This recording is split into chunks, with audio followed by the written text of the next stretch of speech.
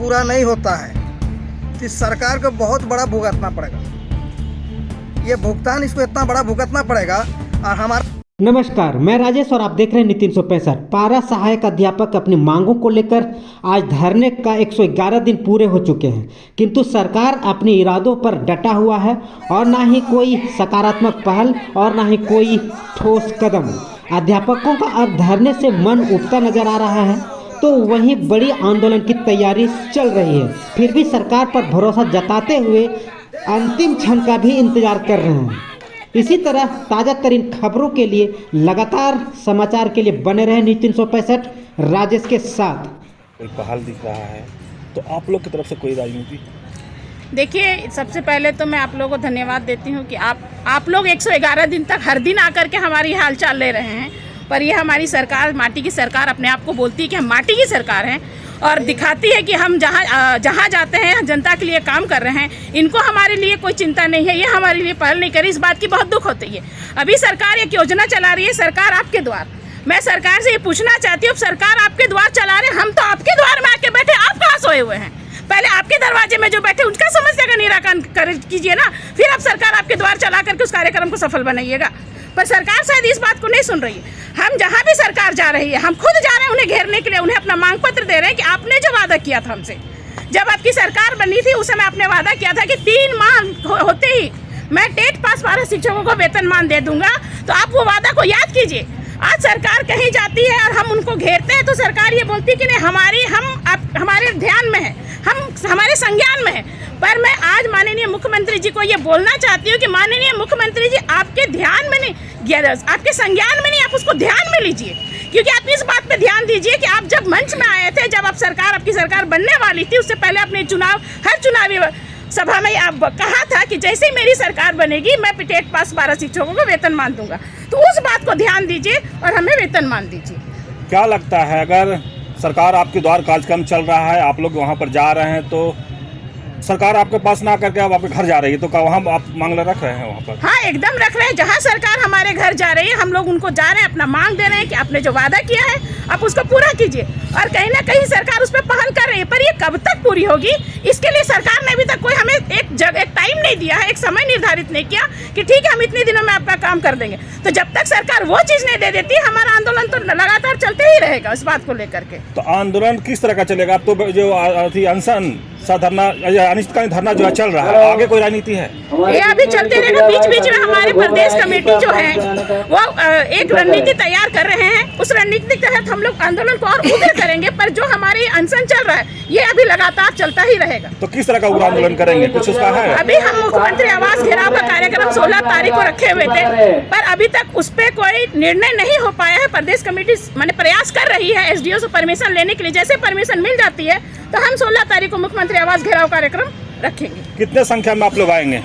पूरा झारखंड के 14,000 जो 42 पारा शिक्षक टेट पास है, 14,042 आ जाएंगे पूरा मुख्यमंत्री आवास घेराव कार्यक्रम। आपका एक प्रतिनिधिमंडल मुख्यमंत्री से मुलाकात की थी, क्या आश्वासन कुछ वैसा मिला जो आप पुनः धरना पर या फिर घेराव करने का मन बना रहे हैं?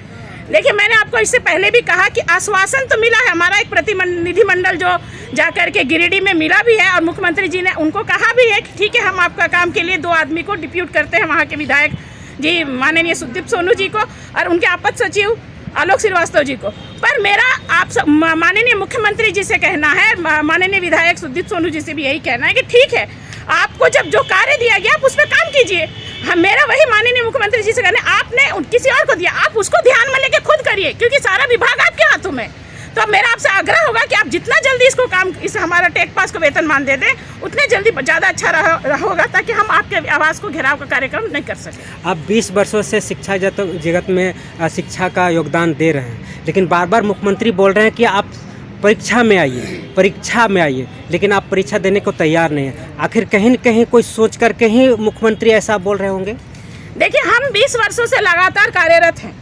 परीक्षा देने से हम लोग पीछे नहीं हट रहे थे, पर आप जब हम 2016 में टेट पास किए थे, उसी समय आप हमसे परीक्षा ले लेते, हम तो परीक्षा देने के लिए तैयार थे। आप 20 साल बाद हमसे परीक्षा मांग रहे हैं। हमारा कार्य अनुभव भी कोई काम करता है कि नहीं?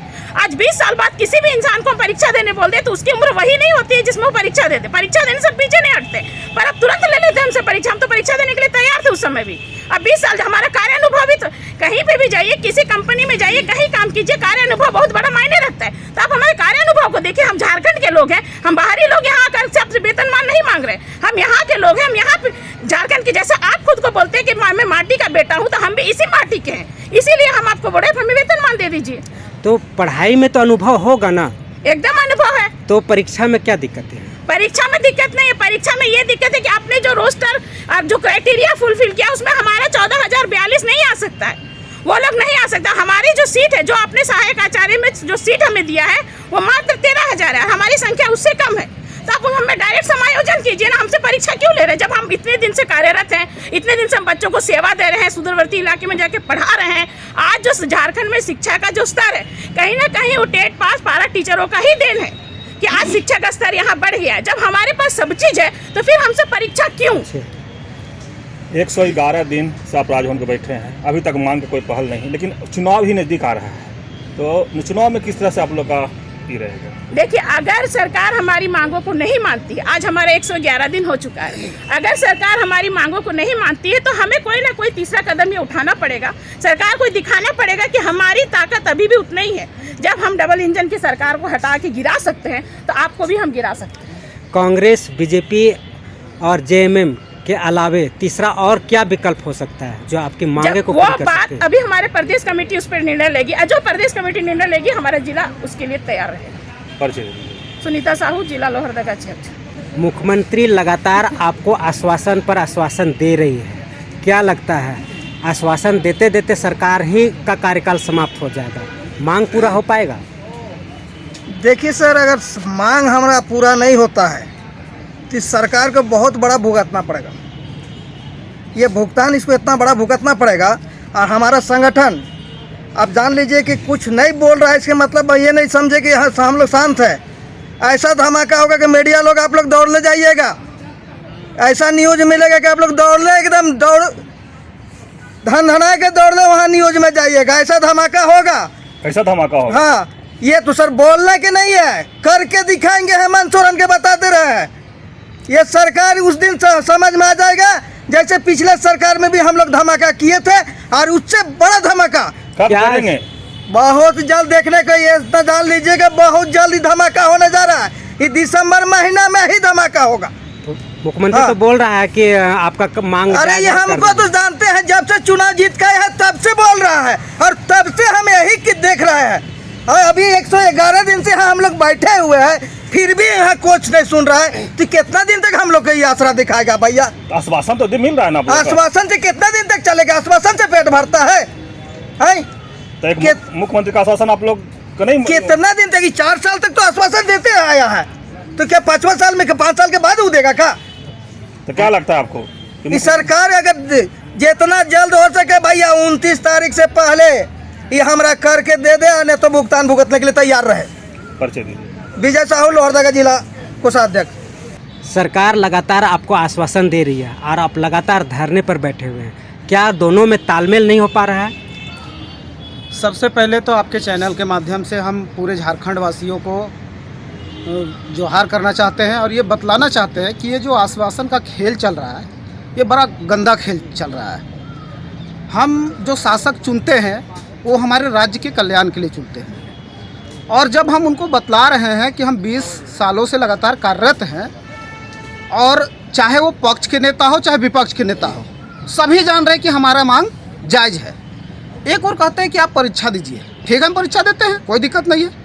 मगर एक तरफ यहीं बगल में हमारे झारखंड में ही जो अल्पसंख्यक विद्यालय है, वहाँ से बिना टेट, बिना योग्यता उनको रख लिया गया है। तो फिर हमारे साथ ये बाध्यता क्यों है? कौन रख लिया बिना योग्यता का शिक्षक? झारखंड सरकार।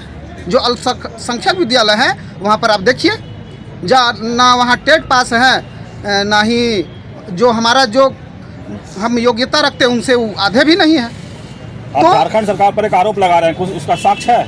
एकदम साक्ष्य है, वो खुद बतला रहे हैं कि हम इतना को किए हैं। ये तो हमेशा मीडिया में आ रहा है, साक्ष्य देने की बात ही नहीं है। 42 और 46 का ग्रेड। हाँ, और हमारा जो है 6 से 9 घंटे का एग्जाम होगा, उसके बाद जो है ग्रेड पे गिराएगा। अच्छा ये बतलाइए, क्या प्राथमिक विद्यालय के शिक्षक जो हैं वो सिर्फ बच्चों को मतलब उनका क्या कहते हैं वो सीधर साफ करने वाला काम है क्या? पढ़ाने का काम नहीं है? तो फिर उनका ग्रेड पर क्यों गिरा? अगर आपको कोरोना काल में समस्या था तो सबका गिराइए। आप विधायक जो हैं, मंत्री जो हैं, आपका जो खर्च का जो बात है उसमें आप बहुमत से टेबल ठोक के पास कर लेते हैं। तो फिर 1 to 5 के शिक्षकों का जो है वो क्यों गिरा रहे हैं वेतन? तो एक तरफ कहते परीक्षा, हम लगातार 20 सालों से पढ़ा रहे हैं, ठीक है कि IAS है, IPS है, हमारे साथ उन IAS और IPS को भी बैठा दीजिए। अगर वे पास कर जाते हैं और हम फेल करते हैं, हमें स्वेच्छा से निकाल दीजिए, हम निकलने के लिए तैयार हैं, हमें योग्यता नहीं। इसीलिए तो परीक्षा लेने के लिए बात हो रही है। तो 20 सालों के बाद जहां हमारा बच्चा जो है वो तैयारी कर रहा है, हमारा जो है जो विद्यालय का अवधि है आपका 8 से 3, 9 से हमारा कहाँ 8 से 3, तो हमको वहाँ पहुँच जाना है, साफ सफाई करना है, सारा कुछ देखना है, और वो भी 3 नहीं 4। उसके बाद बताइए हम कब पढ़ेंगे? और आपका सिलेबस जाके उठा के देखिए, JPSC से बड़ा सिलेबस है, इतना बड़ा कि उतना में तो हम JPSC निकाल सकते हैं। तो ये कोई तुक नहीं हुआ कि एग्ज़ाम लेने का, और हम एग्ज़ाम देने के लिए तैयार हैं, मगर आपके IAS IPS को भी एग्ज़ाम दिलाइए। अगर वो फेल करते तो उन्हें भी निकालिए, हम फेल करते तो हमें भी निकालिए। अगला योजना क्या है? अगला योजना तो हमारे कुछ साथी बोले हैं कि आने वाला है ज़बरदस्त योजना। हम शासक उन्हीं को रखेंगे जो हमारे हित की बात करें। शासक चुनने का क्या मतलब है? हमारा विकास हो, हमारे राज्य का विकास हो, देश का विकास हो। परिचय दीजिए। मैं साधु राव, लोहरदगा हनट पंचायत से।